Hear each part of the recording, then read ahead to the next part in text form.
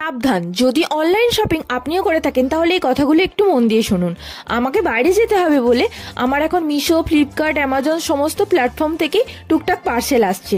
এর মাঝখানে আমার মায়ের ওষুধ আসার জন্য পার্সেল আসার কথা ছিল, কিন্তু সেটা প্রত্যেকবারে ডিটিএইচ থেকে আসে, এবার এসেছে এক্সপ্রেস বেস এই কোম্পানিটা থেকে।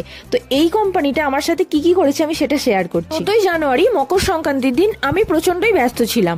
তো সেই দিনকে আমার ফোনে মেসেজ আসে যে এরকম আপনার একটা পার্সেল ডেলিভারি আছে, তো ওটিপিটা লাগবে। কিন্তু ওরা যখন আমাকে ফোন করে তখন আমি বলি আমার তো কোনো পার্সেল নেই, সমস্ত পার্সেল চলে এসেছে, আমি ওটিপি দেবো না। তো সন্ধ্যের দিকে আমাকে ডিটিএইচ থেকে ফোন করা হয় যে আপনার একটা পার্সেল আছে, এসে নিয়ে যাবেন। তো তারপরে আবার আমাকে এক্সপ্রেস বেস থেকে ফোন করা হয় যে আপনি ওটিপিটা দিলে আমরা কালকে পৌঁছে দিয়ে আসতে পারবো। ব্যাস, আমিও ভুলটা করে বসলাম যে আমাকে গিয়ে আনার থেকে যদি দিয়ে যায় তাহলে ওটিপিটা দিয়েই দিই। ব্যাস, এই ওটিপি দেওয়ার পর তাদের ফোন সুইচ অফ, আমি কিছুতেই পাচ্ছিলাম না। আমার 2000 টাকার ওষুধ প্লাস মায়ের শরীরটা প্রচন্ডই খারাপ, আমার ওষুধ না খাওয়ালে চলবে না। আমার যে কি অবস্থা হয়েছিল, অবশেষে পেয়েছিলাম।